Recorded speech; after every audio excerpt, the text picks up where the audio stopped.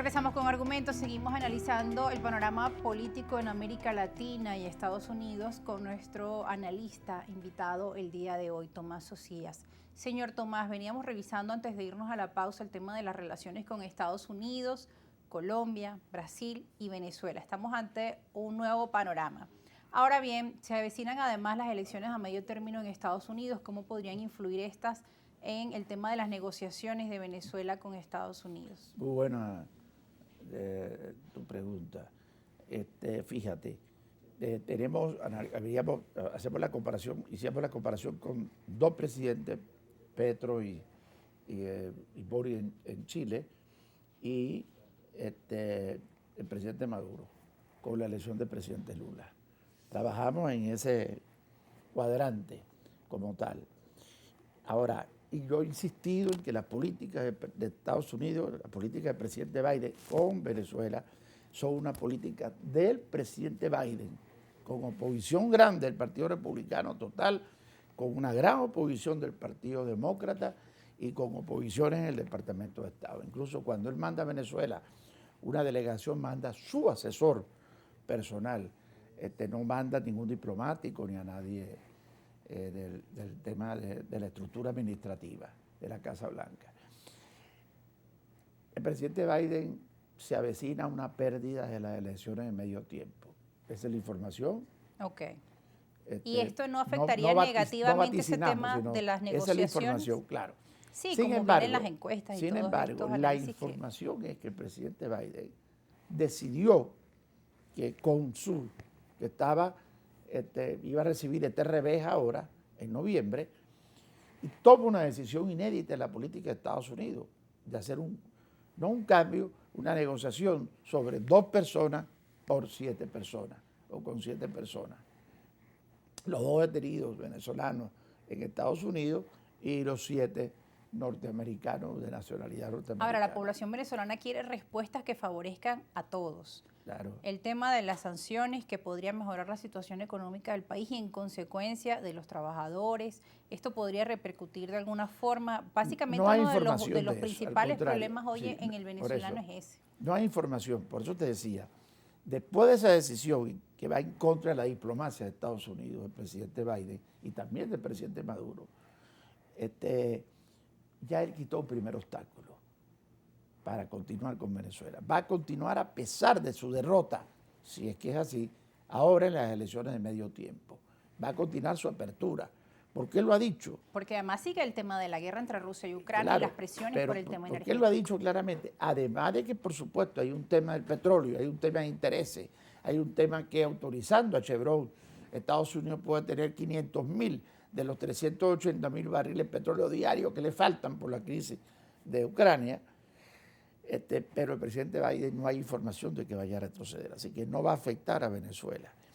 Si el primer obstáculo ha sido quitado, el segundo obstáculo que falta es el cerco sobre Venezuela de los países con el llamado, entre comillas, llamado porque es historia, no porque lo quiera definir, un tal gobierno interino que se creó en una época determinada.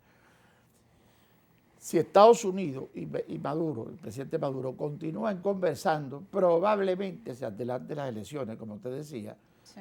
Y entonces eso va a traer un apoyo a la eliminación de las sanciones. Ahora, ¿qué tanto se podrían adelantar las elecciones en Venezuela? El Consejo Nacional Electoral pues anuncia su cronograma, o al menos el proceso, pero digamos el periodo presidencial debe iniciar cada 6 años, así lo establece la Constitución. Sí. Dejo la aclaratoria, como te comenté antes, que todavía no puedo hacer una información, todavía no puedo ratificar esa información de la vinculación de Estados Unidos a un adelanto de las elecciones con Venezuela, porque no está totalmente ratificada por mí. Pero si ese es el cuadro, ¿no? Como tal, a ese cuadro se va a unir Lula para apoyar la eliminación de las sanciones. Se va a unir Petro, se va a unir Chile. Y esos 3 presidentes probablemente soliciten adelanto de las elecciones de Venezuela. Más tienes a México, como acaba de decir, tienes algún país centroamericano que juega Argentina, el bastante medio, Alberto Fernández. Y tienes a Argentina que está jugando un papel, bueno, el presidente Maduro le dio el papel en la cumbre, pues, de representarlo. Y le entregó la representación de Venezuela. Así que si tomas a Argentina y tomas a México en el cuadro de posible escenario más adelante de apoyo a eliminar las sanciones, y que lo han dicho de una u otra manera, Venezuela va a tener una flexibilidad mayor con las sanciones, y esto es lo que trae Lula para fortalecer la política de Estados Unidos, ¿no? Y que estamos hablando de las economías más fuertes de la región, México, y además Argentina, estamos hablando de una Chile, potencia. Brasil, Colombia. Brasil es una potencia de millones de habitantes. Ya uno pierde las cifras de cuánto tiene. Es una potencia económica. Yo te decía al principio que vamos a tener vuelos, eso no es cualquier cosa. Tener vuelos directos a Río de Janeiro, a Sao Paulo o a Manao, que lo tenemos al lado, va a cambiar por completo la frontera de Venezuela. Y además de eso, acuerdos de integración con Brasil, de donde hemos traído muchas cosas antes, pero a donde hemos exportado también muchas cosas antes, porque Venezuela se convirtió en un país exportador de baterías para Brasil, de caucho y de cerca no sé cuántas frutas más que el país produce, mango y otros cercanos.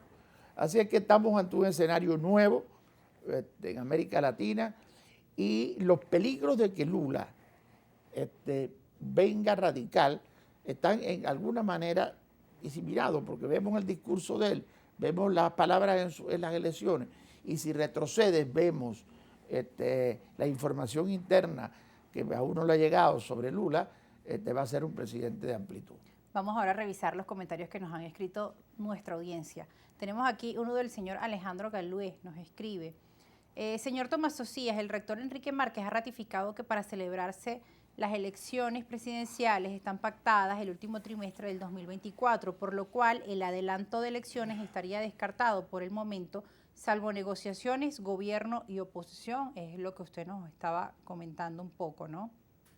Hay otro comentario de Alejandro Galué donde le dice: la izquierda ha venido avanzando en el continente, sin embargo, vemos que cada gobierno tiene modalidades con visión democrática y alineadas con el gobierno de Estados Unidos.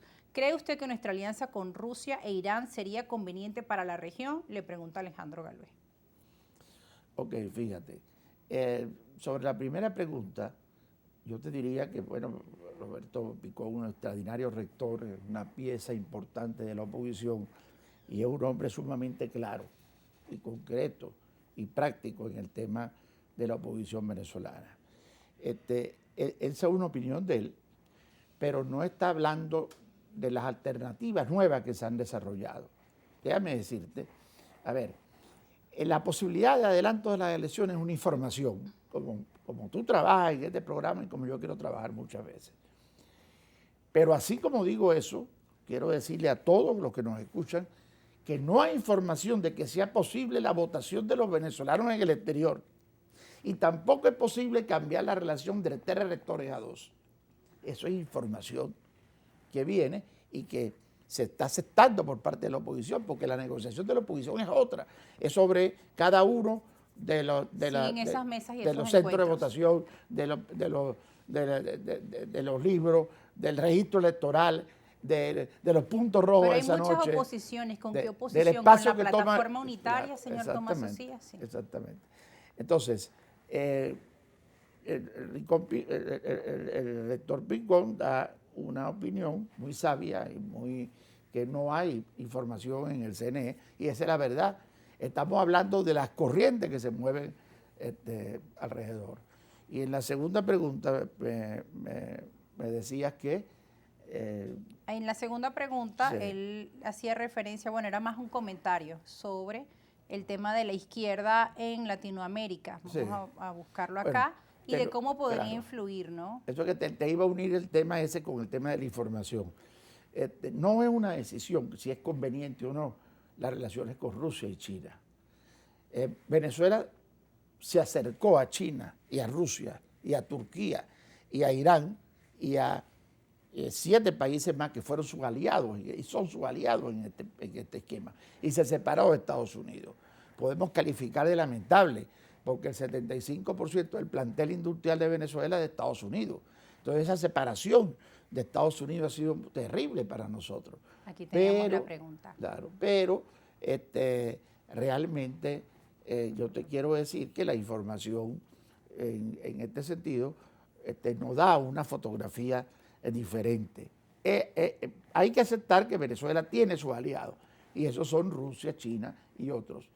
¿Le hacen daño o no? Esa es una opinión en la cual no quisiera señalarla, porque eso entra dentro de un juego geográfico delicado. En el que Venezuela ha buscado las formas de sortear el tema de las sanciones, ¿no? También. Entonces, yo personalmente preferiría que no fuera así, que nuestro aliado fuera Estados Unidos, indudablemente.